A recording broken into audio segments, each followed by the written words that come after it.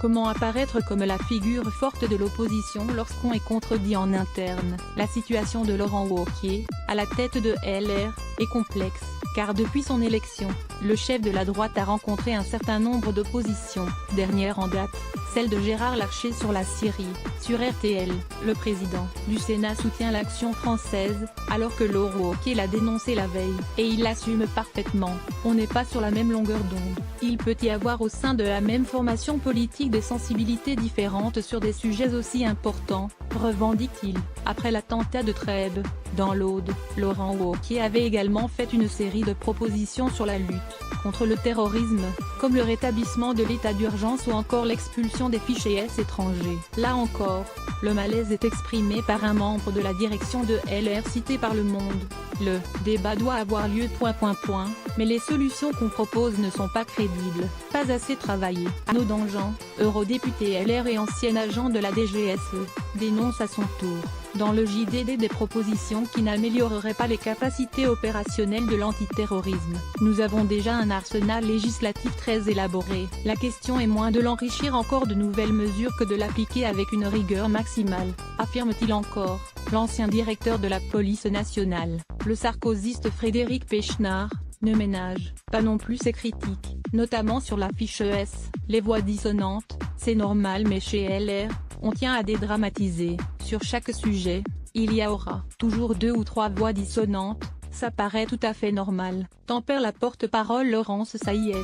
Elle décrit d'ailleurs la position de Frédéric Pechnard comme une position technique, finalement loin d'un réel désaccord politique. Au niveau politique pourtant, la parole de Laurent Wauquiez est régulièrement perturbée par les prises de position de sa rivale, Valérie Pécresse. L'exemple le plus récent concerne l'asile et l'immigration. La présidente d'Île-de-France a dévoilé ses 11 propositions la veille de la convention de LR sur le sujet. Rien de mieux pour court-circuiter ses collègues, et surtout se poser en alternative, à droite en lieu et place de son rival Laurent Wauquiez. Mais officiellement, cela ne pose aucun problème, elle fait ses propositions avec son think tank. Qu'elle le fasse si elle le souhaite, nous on travaille collectivement, et demain, tout le monde sera libre de prendre la parole, commente Laurence Saillet. Mais chez les proches de Valérie Pécresse, on ne se contente pas de formuler des propositions et de torpiller l'agenda. La stratégie de Laurent Wauquiez n'est pas épargnée, c'est simple. Jusqu'à la fin de l'année, tout ce que fait Macron, LR va être contre, dénonce son entourage.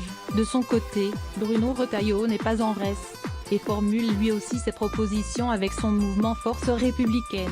Des débuts difficiles en difficulté, Laurent Wauquiez.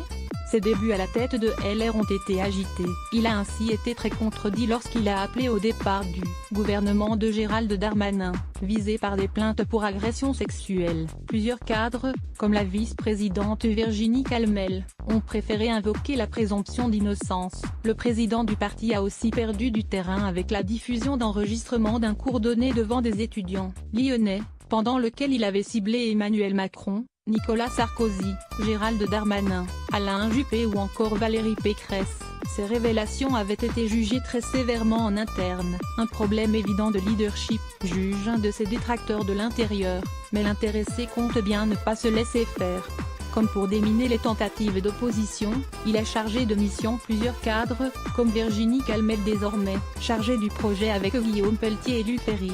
Et il n'hésite pas à prévenir, il n'y a pas de place pour une opposition dans le